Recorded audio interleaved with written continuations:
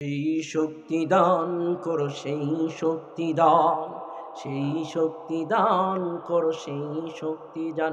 হে যাই না দেয়া তোমার দানের কোনো প্রতিদান, তোমার আদেশ তোমার নিষেধ তোমারই সম্মান। হে যাই না দেয়া তোমার দানের কোনো প্রতিদান, তোমার আদেশ তোমার নিষেধ তোমারই সম্মান। মোরা রাখবো ওঠো,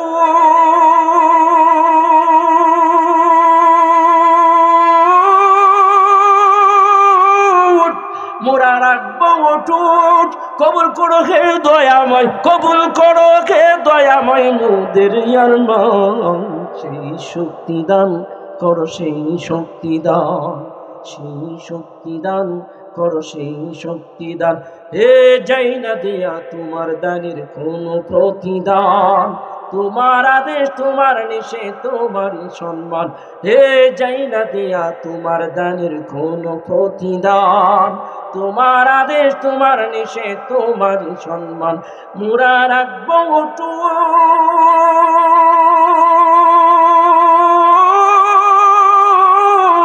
মোরা রাখবো ওঠুট, কবুল করো হে দয়াময়, কবুল করো হে দয়াময় মোদের আসমান। সেই শক্তি দান করো, সেই শক্তি দান, সেই শক্তি দান করো, সেই শক্তি দান। চিৎকার মেরে বলুন মারহাবা। যে ইমানি পাওয়ারের কারণে আজকে ইমানের কথা বলার মতো পরিবেশ করে দিয়েছেন, এখনো যদি আপনি সত্য লুকান, সত্যকে মিথ্যার সাথে মিশ্রণ করেন, আবারও আপনার কাঁধে জালেম চাপাইয়া দিতে পারেন কে? আরো জোরে বলেন কে? এই কারণে আমরা মিথ্যার সামনে মাথা নত করতে রাজি, বাতিলের সামনে মাথা নত করতে রাজি। মরতে হয় মরবো, লড়তে হয় লড়বো, রাজপথে নামতে হয় নামবো, তারপর কোনো বাতিলকে আর বাংলার জমিনে দেখতে চাই না। জোরে বলেন ঠিক কিনা? আল্লাহ তাআলা আমাদের সকলকেই সর্বক্ষণ সর্ব অবস্থায় হকের পক্ষে থাকার তৌফিক দান করুক। সকলে বলুন আমিন। আর জোরে বলেন আমিন। সম্মানিত হাজিরিন, আপনাদের সামনে সূরাতুল বাকারার 42 নম্বর আয়াত তিলাওয়াত করেছি, যেখানে কিছু নরম এবং কিছু গরম আলোচনা আছে। বর্তমান প্রেক্ষাপট নিয়ে কিছু আলোচনা আছে, যেখানে শিক্ষার কিছু বিষয় আছে। সেই বিষয়গুলো আপনাদের সামনে ইনশাআল্লাহ তুলে ধরবো যদি আল্লাহ তৌফিক দান করেন। সকলে বলুন আমিন। তাহলে চলুন দেখি আল্লাহ সুবহানাহু ওয়া তাআলা সূরাতুল বাকারার 42 নম্বর আয়াতে আপনাকে আমাকে কি শিক্ষা দিচ্ছেন, আপনার আমার জন্য কি উপদেশ রেখেছেন।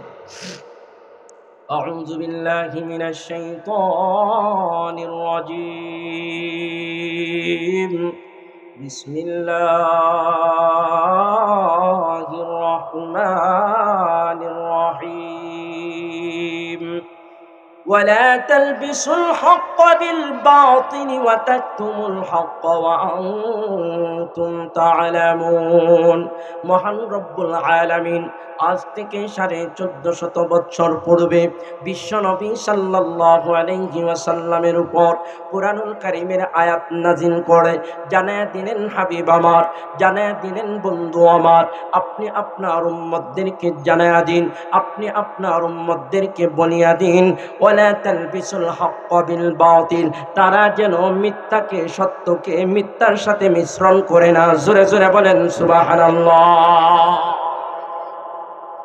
আমাদের বাংলাদেশে এমন কিছু মুসলমান হয়ে গিয়েছিল যারা ওই নেতা কর্মীদেরকে তেল মাখার জন্য ইসলামের বিরুদ্ধে অনেক সময় চলে যেত। জোরে জোরে বলেন ঠিক কিনা?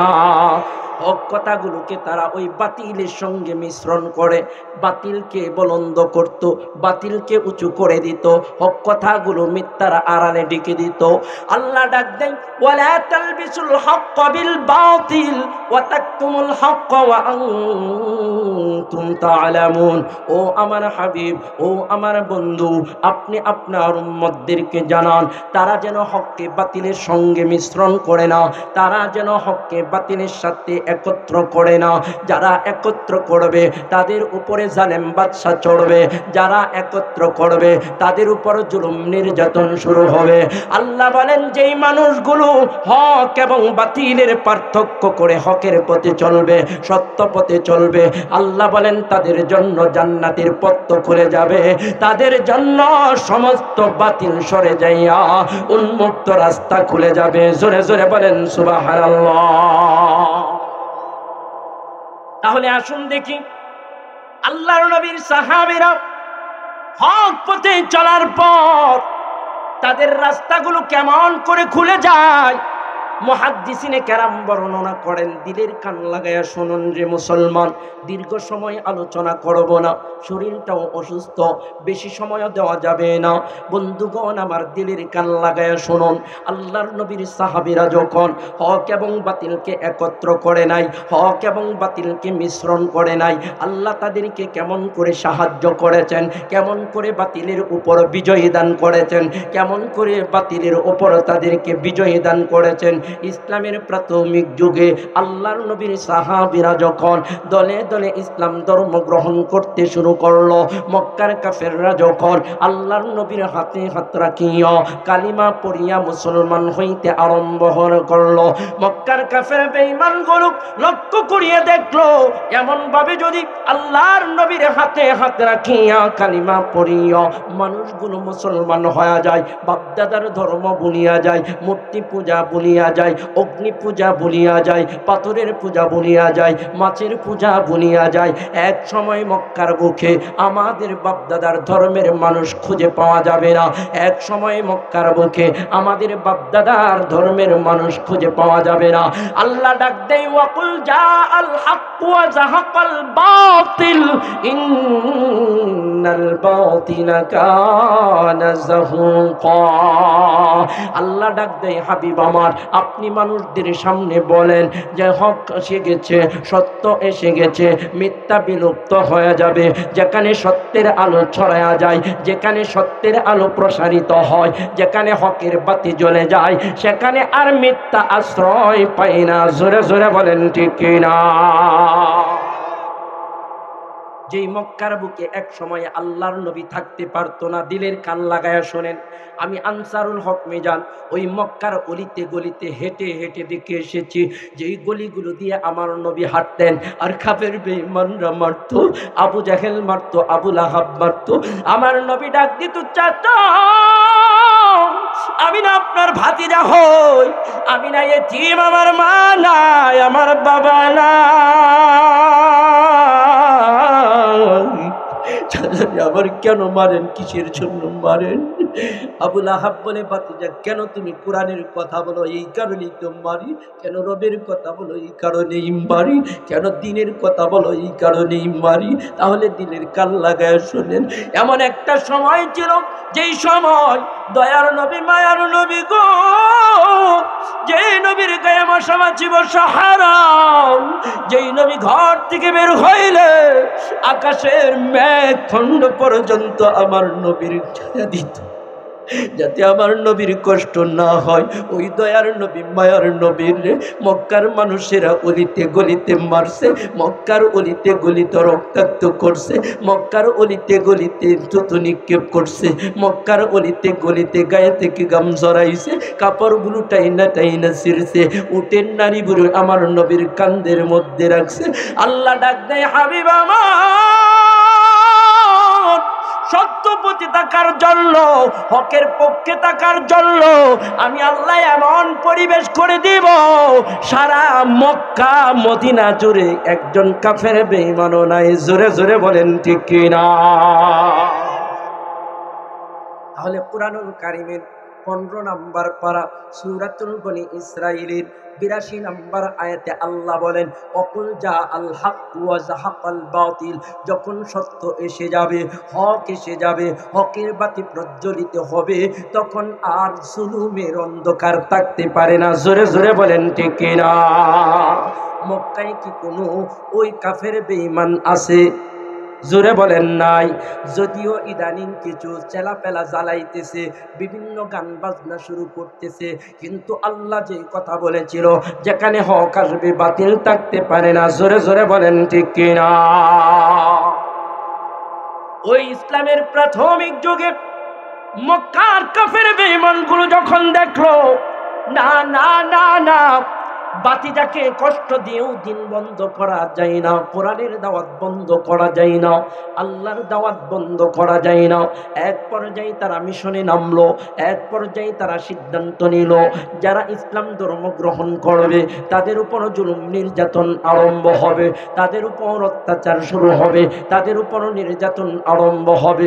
এই কারণে আল্লাহর নবীর সাহাবীরা যারা প্রথম যুগে ইসলাম ধর্ম গ্রহণ করেছেন তাদের উপর জুলুম শুরু হয়ে গেল, নির্যাতন শুরু হয়ে গেল। শুধু তাই নয়, তাদের খাইতে দেয় না, লইতে দেয় না, বসতে দেয় না। আল্লাহর নবীর সাহাবী খাব্বাব রাদিয়াল্লাহু তাআলা আনহুকে আমিরুল মুমিনিন তিনার খিলাফতের জামানায় একদিন ডেকে ডেকে বলতেছেন, খাব্বাব, যতদূর শুনেছি ইসলামের প্রাথমিক পর্যায়ে আপনি ইসলাম ধর্ম গ্রহণ করেছেন, আপনার উপর নাকি কাফের বেঈমানেরা জুলুম নির্যাতন করেছে, অত্যাচার করেছে, রক্তাক্ত করেছে। কেমন নির্যাতন করেছে একটু বর্ণনা কি আমাদেরকে শোনাবেন, একটু অবস্থাকে আমাদেরকে শোনাবেন। মুহাদ্দিসিনে কেরাম বর্ণনা করেন আল্লাহর নবীর সাহাবী খাব্বাব রাদিয়াল্লাহু তাআলা আনহু আমিরুল মুমিনিন উমর রাদিয়াল্লাহু তাআলা আনহুকে ডেকে বলে, আমিরুল মুমিনিন, না না না না, আমার ইসলাম গ্রহণের নির্যাতনের কথা যদি আপনি শুনেন গো, আপনি নিজেকে কন্ট্রোল করতে পারবেন না, নিজেকে ধরে রাখতে পারবেন না, নিজেকে কন্ট্রোল করতে পারবেন না। আমিরুল মুমিনিন ডাক দেই, খাব্বাব, তারপরও আমি শুনতে চাই, তারপরও আমি জানতে চাই ওই মক্কার কাফের বেঈমানগুলো আপনাকে কি কি অত্যাচার করেছিল, আপনাকে উপর কেমন জুলুম করেছিল, কেমন টর্চার করেছিল। আল্লাহর নবীর সাহাবী আমিরুল মুমিনিন ওমর রাদিয়াল্লাহু তাআলা আনহু যখন বারংবার খাব্বাবকে প্রশ্ন করতেছিল, খাব্বাব রাদিয়াল্লাহু তাআলা আনহু এক পর্যায়ে কোমরের কাপড়টা সরাইয়া দিয়া ডেকে বলছে, আমিরুল মুমিনিন, এই যে দেখেন আমার কবর দেখলে আমার নির্যাতনের কথা বুঝতে পারবেন। মুহাদ্দিসিনে কেরাম বর্ণনা করেন খাব্বাব রাদিয়াল্লাহু তাআলা আনহুর কোমর থেকে যখন কাপড়টা সরাইয়া দিল, কাপড়টা সরে যাওয়ার পর আমিরুল মুমিনিন কোমর দেখিয়া আল্লাহু আকবার বলে চিৎকার মারে গো, ডেকে বলে, খাব্বাব, এমন কোমর তো আমার জীবনে দেখি নাই, যেই কোমরে হাড্ডি ছাড়া গোশত নাই, যেই কোমরে হাড্ডি ছাড়া কোনো গোশত নাই।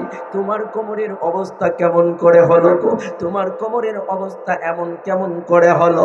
খাব্বাব রাদিয়াল্লাহু তাআলা আনহু বলে, আমিরুল মুমিনিন, আমি যখন ইসলাম ধর্ম গ্রহণ করলাম, ওই মক্কার কাফের বেঈমানগুলো যখন জানতে পারলো আমার ইসলাম ধর্ম গ্রহণের কথা, আমাকে আয়েশা বলল, খাব্বাব, এখনো সময় আছে, ইসলাম ছাড়িয়া দাও, রবকে বুনিয়া যাও, নবীকে বুনিয়া যাও, না হয় কিন্তু কঠিন শাস্তি দেব। আমি খাব্বাব সেদিন বলিষ্ঠ কণ্ঠে বললাম, এরে মক্কার কাফের বেঈমান, মারলে মারতে পারো, কাটলে কাটতেও পারো, তারপরও আমি খাব্বাব যতক্ষণ পর্যন্ত আমার দেহে প্রাণ আছে ততক্ষণ পর্যন্ত আমি আমার মওলাকে বলতে পারবো না, আমি আমার নবীকে বলতে পারবো না, আমি আল্লাহর দ্বীনকে বলতে পারবো না। কেননা যেই মানুষগুলো আল্লাহর জন্য পাগল হয় তারা মরতে রাজি হয়, আমার মাওলারে বলতে রাজি হয় না। জোরে জোরে বলেন ঠিক কিনা? মৌলা তোমার লাগিয়া কাঁদে আমার প্রাণ, মৌলা তোমার লাগিয়া কাঁদে আমার প্রাণ, আছো কত দূরে, মৌলা দেখা দাও না মুরে, মৌলা দেখা দাও না মুরে। আকাশে সূর্য হাসে, আধার যাই কেটে যায়, বিরহে এই বুক ভাসে, যদি তোমার দেখা পাই, মৌলা তোমার প্রেম দাও আপন করে নাও, মৌলা তোমার প্রেম দাও আপন করে নাও, এই অন্তর ঘুমরে মোরে, মৌলা দেখা দাও না মোরে, মৌলা দেখা দাও না মোরে। চিৎকার মেরে বলুন মারহাবা। আল্লাহর নবীর সাহাবী খাব্বাব রাদিয়াল্লাহু তাআলা আনহু ওই কাফের বেঈমানদের নির্যাতন সইতে রাজি হলো, আমার মাওলারে বলতে রাজি না, আমার নবীকে বলতে রাজি না, ইসলাম ধর্ম বলতে রাজি না।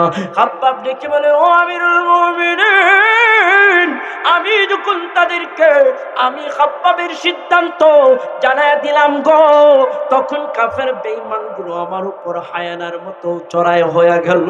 শুধু তাই নয়, আমাকে প্রহার করে আঘাত করে রক্তাক্ত করে তারপরও আমি দিন ছাড়ি না, তারপরও আমি আমার রবকে ভুলি না, তারপরও আমি আমার নবীকে ভুলি না, তারপরও আমি ইসলাম ধর্মকে ভুলি না। শুধু তাই নয়, দেখলো যখন প্রহারের মাধ্যমে আঘাতের মাধ্যমে রক্তাক্তর মাধ্যমে আমি ইসলাম ছাড়ি না, আমার নবীকে ভুলি না, আমার মাওলাকে ভুলি না, এক পর্যায়ে তারা সিদ্ধান্ত নিল গরম উত্তপ্ত কিছুর মধ্যে আমাকে শাস্তি দিবে। এক পর্যায়ে তারা উত্তপ্ত গরম কয়লাগুলো, আগুনের কয়লাগুলো, জ্বলন্ত কয়লাগুলো নিচে রাখিয়া আমাকে উপরে রাখিয়া দেয়। আমিরুল মুমিনিন ওই জ্বলন্ত কয়লাগুলোর উপর যখন আমি খাব্বাবকে রাখিয়া দেয়, আমি খাব্বাব সইতে পারি না,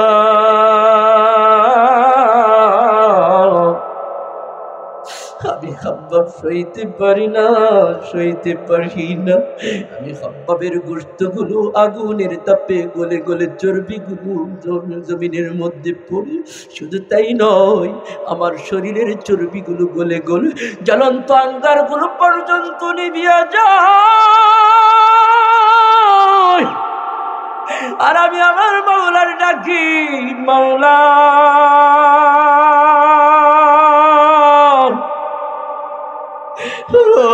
মাওলা, আর কষ্ট দিলেও দাও, কিন্তু আমার ধৈর্যের বাঁধ তুমি ভাঙিও না।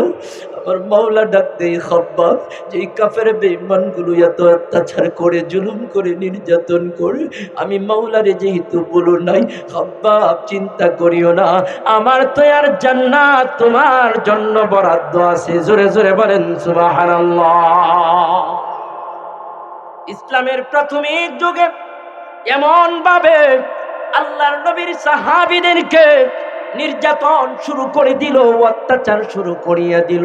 দিলের কান লাগায়া শোনেন, এমন করে যদি সাহাবায়ে কেরামদের নির্যাতনের কথা বলতে থাকে, একের পর এক বলতে থাকে, রাত পার হয়ে যাবে, দিন পার হয়ে যাবে, তারপরও শেষ হবে না। আল্লাহর নবী সাল্লাল্লাহু আলাইহি ওয়াসাল্লাম যখন দেখলো ইসলামের প্রাথমিক যুগে মক্কার কাফের বেঈমানেরা নির্যাতন করে, অত্যাচার করে, জুলুম করে, আল্লাহর নবী এবার সাহাবায়ে কেরামদেরকে বলল, ও আমার সাহাবীরা, আমি শুনেছি পার্শ্ববর্তী দেশ আবিসিনিয়ায় একজন পরায়ণ বাদশাহ আছে, যিনি বেইনসাফি করে না, কারো উপর জুলুম করে না, কারো উপর নির্যাতন করে না। তোমরা আবিসিনিয়ায় হিজরত করো। সাহাবায়ে কেরামদের একটা দল আবিসিনিয়ায় হিজরত করলো। মক্কার কাফের বেঈমানেরা পিছু পিছু চলে গেল। বাদশাহ নাজ্জাশীকে ডেকে বলে, বাদশাহ নাজ্জাশী, আমাদের মক্কা থেকে একটা যুবকের দল আপনার দেশে আশ্রয় নিয়েছে, বাপদাদার ধর্ম সারিয়া নতুন ধর্ম গ্রহণ করেছে, তাদেরকে আমরা রিটার্ন নিতে চাই। বাদশাহ নাজ্জাশী ছিল নাই পরায়ণ, তিনি উত্তর দিলেন, যতক্ষণ না পর্যন্ত ওই যুবকদের সাথে কথা বলবো, ততক্ষণ পর্যন্ত তাদেরকে তোমাদের হাতে তুলে দিতে পারি না। মুহাদ্দিসিনে কেরাম বর্ণনা করেন, বাদশাহ নাজ্জাশী আবার সেনা সৈন্যদেরকে খবর দিল, যাও যাও যাও যাও, আমার দেশের চতুর্পাশে কোনায় কোনায় খোঁজো, মক্কা থেকে একদল যুবক আমার দেশে আশ্রয় গ্রহণ করেছে, তাদেরকে খুঁজে বের করো, তাদের সাথে কথা বলবো, তারা কেন বাপদাদার ধর্ম ছেড়ে দিল, নতুন ধর্ম কেন গ্রহণ করলো। এক পর্যায়ে বাদশাহ নাজ্জাশীর দরবারে যখন ওই কাফের বেঈমানরা ঢুকলো, বাদশাহ নাজ্জাশীর দরবারে ঢোকার একটা পদ্ধতি ছিল, যারা এই বাদশাহ নাজ্জাশীর দরবারে ঢুকতো সিজদা দিয়া ঢুকতো। জোরে জোরে বলেন নাউজুবিল্লাহ। মক্কা থেকে যেই কাফের বেঈমানের দল গেল, তারা সিজদা দিয়ে বাদশার দরবারে ঢুকলো। এবার যখন মুসলমানদেরকে খবর দেওয়া হলো তোমরাও বাদশার দরবারে ঢুকো, আল্লাহর নবীর সাহাবীরা, যার মধ্যে আল্লাহর নবীর সাহাবী জাফর রাদিয়াল্লাহু তাআলা আনহু ছিলেন, তিনি এই সংবাদ শোনার সঙ্গে সঙ্গে 2 রাকাত নামাজের মধ্যে দাঁড়ায়া 2 রাকাত নামাজ শেষ করিয়া মাওলার কাছে সাহাবায়ে কেরামদেরকে নিয়া হাত উত্তোলন করে ডাইকা বলে, মাওলা, আমরা তোমার দিন রক্ষার জন্য, শিক্ষার জন্য, ঈমান হেফাজতের জন্য দেশ ত্যাগ করলাম, দেশের মায়া ছাড়লাম, এখানে আইসাও শান্তিতে নাই। বাদশা নাজ্জাশী খবর দিছে, না জানি কোন বিচার আমাদের উপরে ওঠে, না জানি কোন সিদ্ধান্ত পরিণত হয়, না জানি কোন জেল জুলুমের মধ্যে আমরা পড়িয়া যাই। তবে একটা কথা শুনিয়া রাখো গো, ও আকাশের মালিক, আমাদের মালিক, আমরা বাদশা নাজ্জাশীর দরবারে কোন রকম মিথ্যা কথা বলবো না, সত্য মিথ্যাকে একত্র করব না, সত্য মিথ্যা মিশ্রণ করব না, সত্যটা আমরা বলেই যাব। যদি মরতে হয় মরব, যদি লড়তে হয় লড়ব, তারপরও আমরা সত্য গোপন করব না। আল্লাহ বলেন, ওয়ালা তালবিসুল হক্ক বিল বাতিল, তোমরা সত্যকে মিথ্যার সাথে মিশ্রণ করিও না। যদি সত্যকে মিথ্যার সাথে মিশ্রণ না করো, হকের পক্ষে যদি থাকো, সত্যের পক্ষে যদি থাকতে পারো, বিজয় আসবে কার পক্ষ থেকে? আল্লাহু ওয়ালিয়ুল্লাযীনা আমানু ইখরিজুহুম মিনাজ-যুলুমাতি ইলান-নূর। মহান রব্বুল আলামিন 3 নাম্বার পারা 2 নাম্বার পৃষ্ঠার 2 নাম্বার পৃষ্ঠার শুরুতেই আল্লাহ বলেন, যারা আমাকে অভিভাবক মানে, যারা আমার প্রতি ভরসা রাখে, যারা আমার প্রতি ঈমান আনয়ন করে, তারা যখন কোনো বিপদে পড়ে, তারা যখন আমার কাছে সাহায্য চায়, তখন আমি আল্লাহর জিম্মাদারি হয়ে যায় তাদেরকে সাহায্য করার জন্য। জোরে জোরে বলেন সুবহানাল্লাহ। আল্লাহর নবীর সাহাবী জাফর রাদিয়াল্লাহু তাআলা আনহু সাহাবায়ে কেরামদের দল সঙ্গে নিয়া বাদশা নাজ্জাশীর দরবারে প্রবেশ করলো। মাথা নত করে নাই। এবার আশপাশে বলা বলি শুরু হলো। এমপি মন্ত্রীরা বলতেছে, বাদশা নাজ্জাশী গো, দেখছেন মুসলমানরা কত বড় বেয়াদব। কয় কেন? কয় আপনার দরবারে ঢুকছে, নিয়ম ভঙ্গ করে আপনাকে সিজদা করে নাই। এবার বাদশাহী নাজ্জাশী বলছে, ঠিক আছে ঢুকতে দাও, আগে ভিতরে প্রবেশ করতে দাও। সাহাবায়ে কেরামরা এক পাশে, কাফের বেঈমানরা আরেক পাশে দাঁড়ায় আছে। বাদশা নাজ্জাশী প্রথম প্রশ্ন করে, এ মুসলমানের দল, এরে মক্কার যুবকের দল, তোমরা আমার দরবারে ঢুকলা, আমার দরবারের নিয়ম ভঙ্গ করলা কেন? সাহাবায়ে কেরামরা জিজ্ঞাসা করে, কি নিয়ম বাদশা? বাদশা ডেকে বলে, আমার দরবারে যখন কেউ ঢুকে আমাকে সিজদা করে ভিতরে ঢুকে, তোমরা কেন সিজদা করলা না? তোমরা কেন মাথা নত করলা না?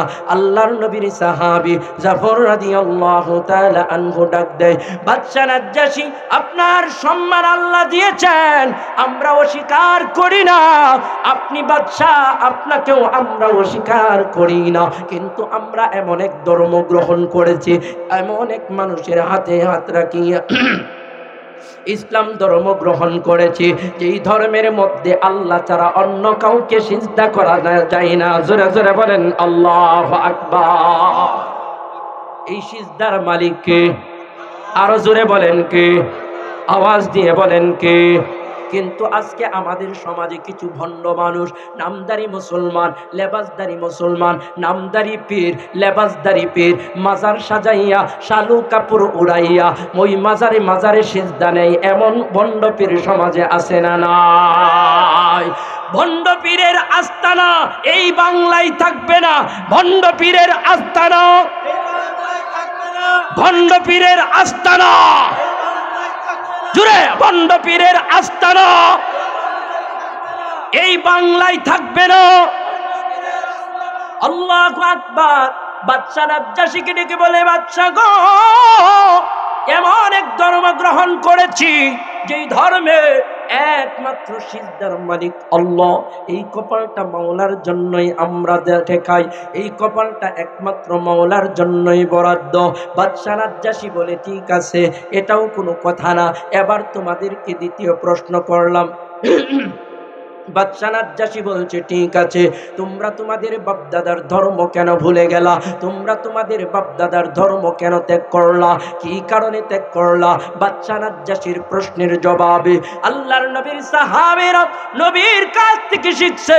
আল্লাহ জানায়া দিছে, ওয়ালা তালবিসুল হক বিল বাতিল, সত্য এবং মিথ্যাকে মিশ্রণ করিও না।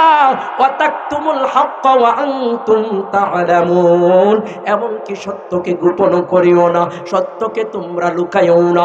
সাহাবায়ে কেরামদের মধ্য থেকে জাফর রাদিয়াল্লাহু তাআলা আনহু দাঁড়ায়া দাঁড়ায়া বলছে, ও বাদশা মহোদয়, আমরা আমাদের বাপদাদা ধর্ম ভুলে গেলাম। এই কারণে আমরা দেখেছি আমাদের বাপদাদার ধর্মের মধ্যে মারামারি আছে, কাটাকাটি আছে, রাহাজানি আছে, খুন খারাপি আছে, সামান্য একটু জগরানিয়া, বৎসরের পর বৎসর, যুগের পর যুগ যুদ্ধ বিগ্রহ লেগে থাকে।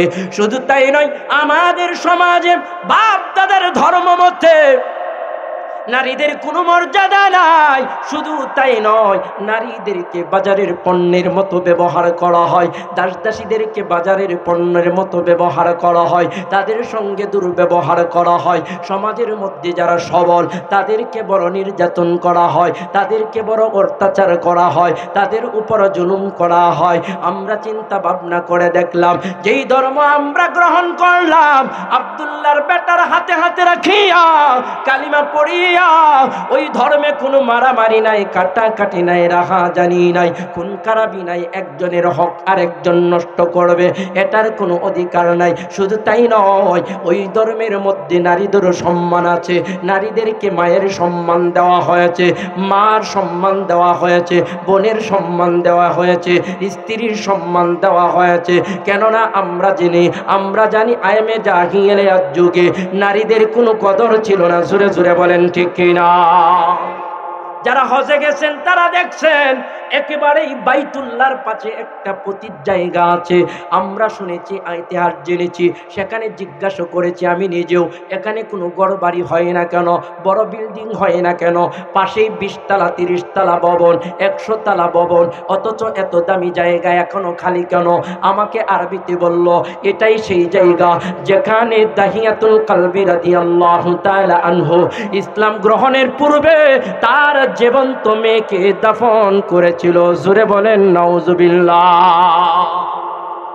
আল্লাহু আকবার। তাহলে ইসলামের প্রাথমিক যুগে, আইমে জাহিলিয়াত যুগে নারীদের কোনো কদর ছিল না।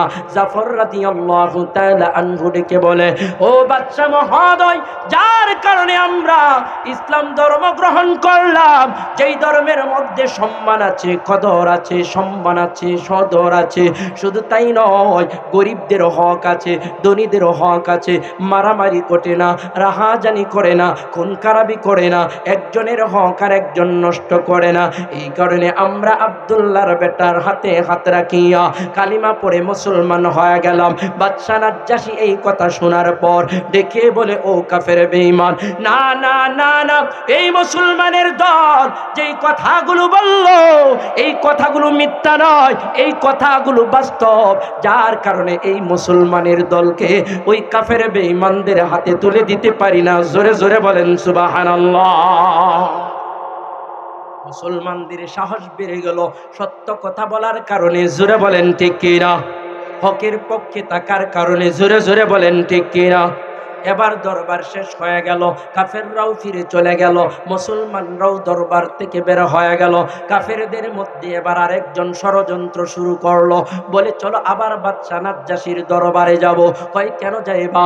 বলে এবার এমন এক গিরিংডি বাজাবো, এমন এক গিরিংডি লাগাবো, বাদশা নিজে তাদেরকে বিচার করবে, কয়েকখানায় বন্দি করবে, জেলখানার মধ্যে বন্দি করবে।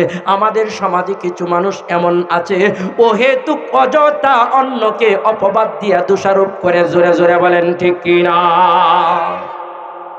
যেমন আমরা 2-3 বছর পূর্বেও দেখেছি যে আল্লাহর গোলাম আল্লামা মামুনুল হককে অপবাদ দিয়া এক কোর্ট থেকে অন্য কোর্ট, এক দরবার থেকে অন্য দরবার, হাত করা হাতে হাত করা লাগাইয়া, ডান্ডা বেরি পড়াইয়া এত অপমান অপদস্থ করলো, এত নির্যাতন করলো, এত টর্চার করলো। আল্লাহ কয় আমার গোলামদের অপমান করবা, এটা আমি আল্লাহ সহ্য করব না। গতই 5ই আগস্টের দিন যেই মানুষটা ওনাকে জাল জুলুম জরিমানা করলো, ওই আল্লামা মামুনুল হক সাহেব আবার বঙ্গভবনে দাওয়াত দিয়া সম্মান বাড়ায়া দিছেন কে?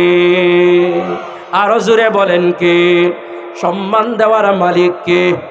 আরো জোরে বলেন কে? আল্লাহু আকবার। সত্যকে বিলুপ্ত করা যায় না।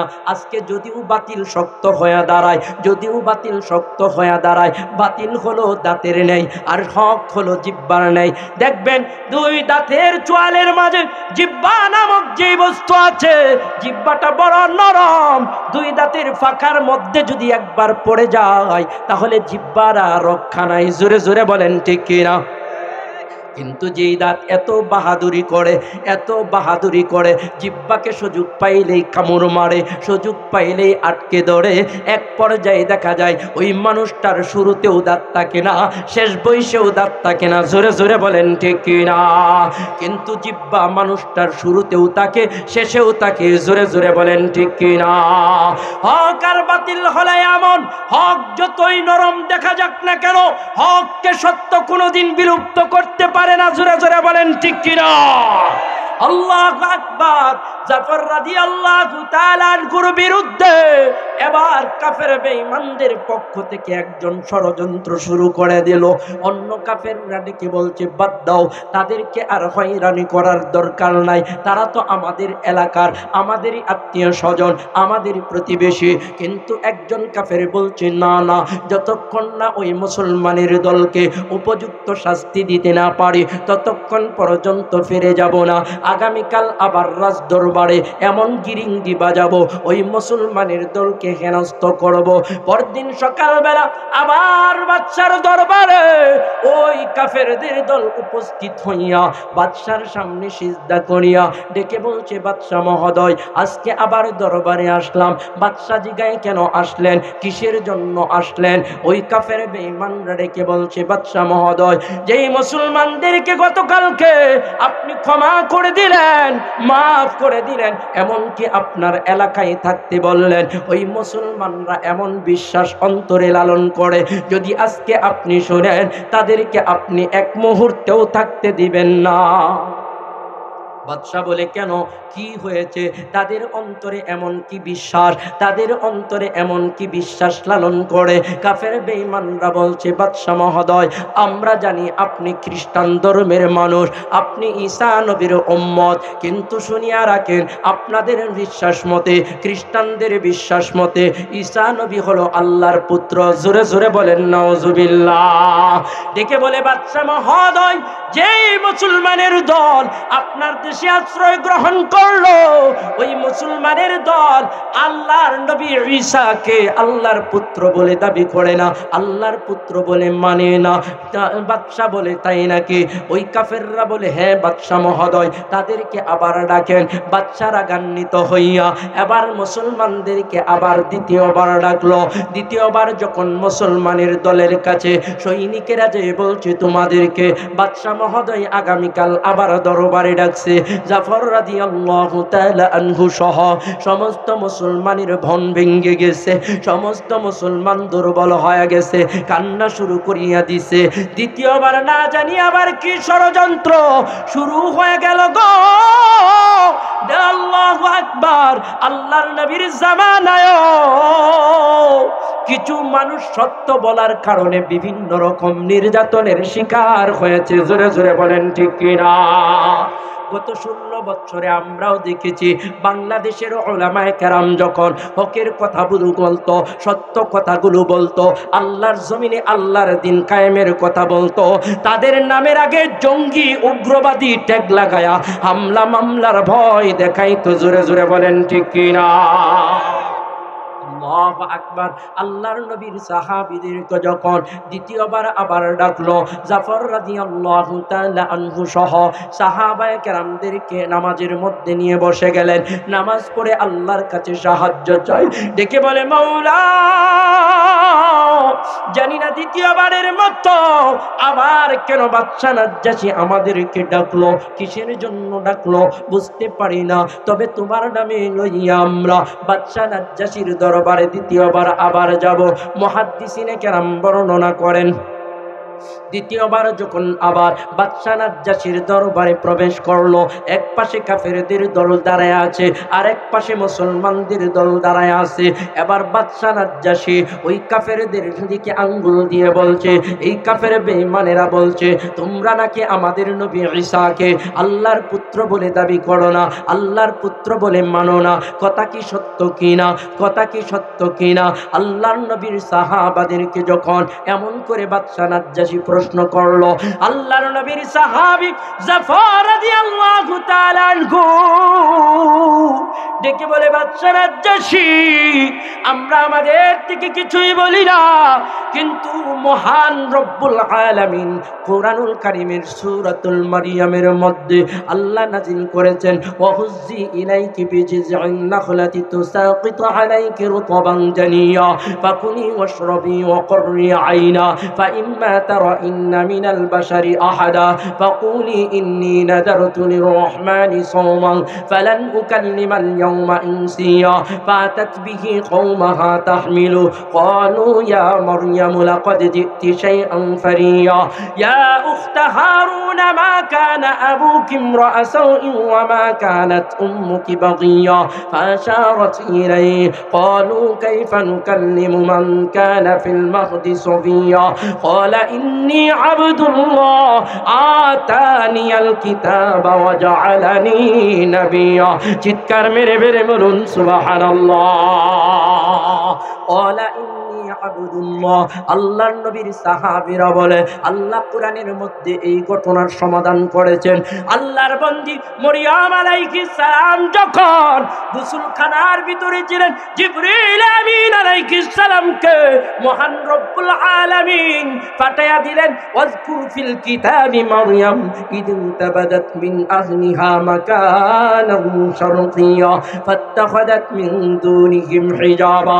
যেই মরিয়ম পর্দার সাথে গোসল করতেছিল, আল্লাহ জিবরিলকে পাঠাইয়া বলছে, তুমি বুকের মধ্যে ফুৎকার দাও। কোন মতে আসছে বুকের ব্লাউজের বোতাম খুলিয়া জিবরিল আমিন আলাইহিস সালাম মরিয়মের বুকে যখন ফু মারলো, আল্লাহর কুদরতি ভাবে মরিয়ম আলাইহিস সালাম গর্ভবতী হইলেন। জোরে জোরে বলেন সুবহানাল্লাহ। এক পর্যায়ে মরিয়ম আলাইহিস সালাম লুকালয় ছেড়ে দূরে চলে গেলেন, যেখানে কোনো লোক বসবাস করে না। সন্তান প্রসব হলো, আল্লাহ খাওয়া দাওয়ার ব্যবস্থা করে দিলেন। ওয়াহুজ্জি ইলাইকি বিজিযিন নাখলাতি তুসাকিতু আলাইকি রুতবান জানিয়া ফাকুলি ওয়াশরাবি ওয়াকরি আইনা। আল্লাহ ডাক দেয়, মরিয়ম তোমার সামনে পাকা তাজা তাজা খেজুর, তুমি ঝাঁকি দাও ডাল ধরে, তোমার উপরে খেজুর পড়বে, তুমি খাও, চোখ জুড়াও আর পান করো। জোরে জোরে বলেন সুবহানাল্লাহ। আল্লাহ লুকালয়হীন জায়গার মধ্যে মরিয়ম আলাইহিস সালামের কুলের মধ্যে ফুটে এক সুন্দর বাচ্চা দিল, যেই বাচ্চার নাম হলো আল্লাহর নবী ঈসা। তিনি যখন সেই ছোট্ট শিশু সমাজের মধ্যে নিয়ে আসলেন, সাহাবায়ে কেরামরা বাদশা নাজ্জাশীর সামনে ব্যাখ্যা দিচ্ছে, ডেকে বলে, বাদশা নাজ্জাশী, ওই মরিয়ম যখন ছোট্ট শিশুকে সমাজের মধ্যে নিয়ে আসলো, লোকেরা বলা বলি করতেছে, ইয়া উখতা হারুন মা কানা আবুকি ইমরা'a সাওইন ওয়া মা কানাত উম্মুকি বাগিয়া। এ হারুনের বোন, তুমি এটা কেমন কাজ করলা? তোমার বংশের মানুষ তো এমন না, তোমার মাও তো খারাপ না, বাবাও তো খারাপ না, ভাইও তো খারাপ না, কিন্তু তুমি বিয়ের আগে সন্তান কেমন করিয়া নিলা? কেমন করে সন্তান তোমার কোলে আসলো? না জানি তুমি কার সাথে সর্বনাশ করছো। আল্লাহ ডাক দেয়, মরিয়ম না না না না না না, চিন্তা করার কারণ নাই, তোমার প্রশ্নের জবাব দেওয়ার দরকার নাই। তুমি তোমার সন্তানের প্রতি আঙ্গুল দিয়া মানুষদেরকে ইশারা করে বলে দাও, তোমাদের যা প্রশ্ন আমার কোলের শিশুকে করো, তোমাদের যা জানার আমার শিশুকে প্রশ্ন করো, আমার বাচ্চাকে প্রশ্ন করো। এমন করে যখন মরিয়ম ওই মানুষদেরকে জবাব দিল, মানুষগুলো কানাকানি করতেছে, বলা বলি করতেছে, এ মরিয়ম দুধের শিশু কি কথা বলে, কুলের শিশু কি কথা বলতে পারে? আল্লাহর বন্দি ডেকে বলে, ইশারায় বলে, তোমরা একবার প্রশ্ন করিয়াই দেখো না আমার বাচ্চা কথা বলতে পারে কি পারে না। আল্লাহু আকবার, আল্লাহু আকবার। মুফাসসিরিনে কেরাম বর্ণনা করেন, আল্লাহর বন্দি মরিয়ম আলাইহিস সালাম যখন তার কমকে ইশারা দিয়ে বুঝায় দিলেন, আমার বাচ্চাকে প্রশ্ন করো, তাহলেই তোমাদের প্রশ্নের জবাব পাবে। এবার তাদের মধ্যে থেকে একজন দাঁড়ায় বলছে, ঠিক আছে, প্রশ্ন করেই দেখো। এবার তারা প্রশ্ন করতেছে, হে মরিয়মের সন্তান, হে মরিয়মের কুলের সন্তান, তোমার পরিচয়টা কে? তুমি আসলেও কে? তোমার পরিচয়টা আমরা জানতে চাই। আল্লাহু আকবার। এমন করে যখন মরিয়মের কুলের সন্তানকে প্রশ্ন করা হলো, আল্লাহ কোরআনের মধ্যে জানায়া দিল সেদিন আল্লাহর নবী ঈসা কি জবাব তাদের জানা দিয়েছিল। আল্লাহর নবী ঈসা আলাইহিস সালাম ছোট্ট শিশু জবান খুলিয়া গেল, ডেকে বলে, ক্বালা ইন্নী আবদুল্লাহ আতানিয়াল কিতাবা ওয়া জাআলানি নাবিয়্যা। আমি আল্লাহর গোলাম, আমি আল্লাহর বান্দা, আমি আল্লাহর গোলাম, আমি আল্লাহর বান্দা। আমাকে নবুয়ত দিয়া, কিতাব দিয়া পাঠানো হয়েছে। জোরে জোরে বলেন সুবহানাল্লাহ। বাদশার দরবার নীরব হয়ে গেল, নিস্তব্ধ হয়ে গেল, কেউ কোনো কথা বলে না।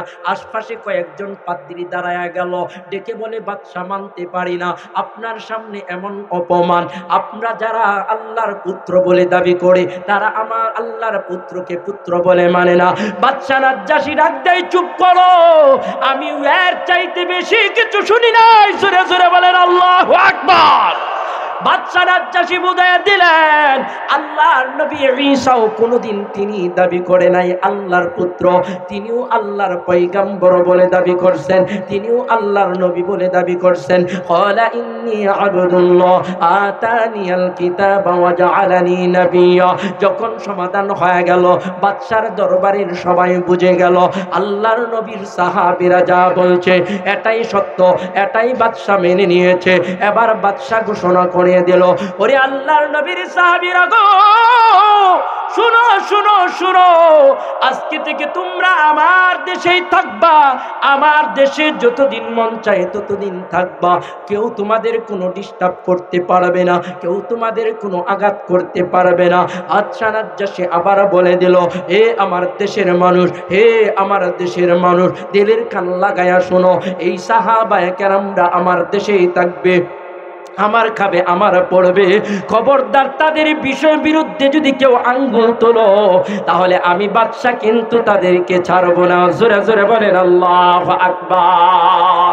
যার কারণে আল্লাহ বলেন, ওয়ালা তালবিসুল হক বিল বাতিল। ওগো আমার হাবিব, আপনি আপনার উম্মতদেরকে জানান, তারা যেন হক এবং বাতিল মিশ্রণ একসাথে না করে, সত্যকে যেন মিথ্যার সাথে মিশ্রণ না করে, হককে যেন বাতিলের সঙ্গে মিশ্রণ না করে। কেননা যে হকের পথে থাকবে, সত্য পথে থাকবে, তাদেরকে বিজয় দান করবে কে?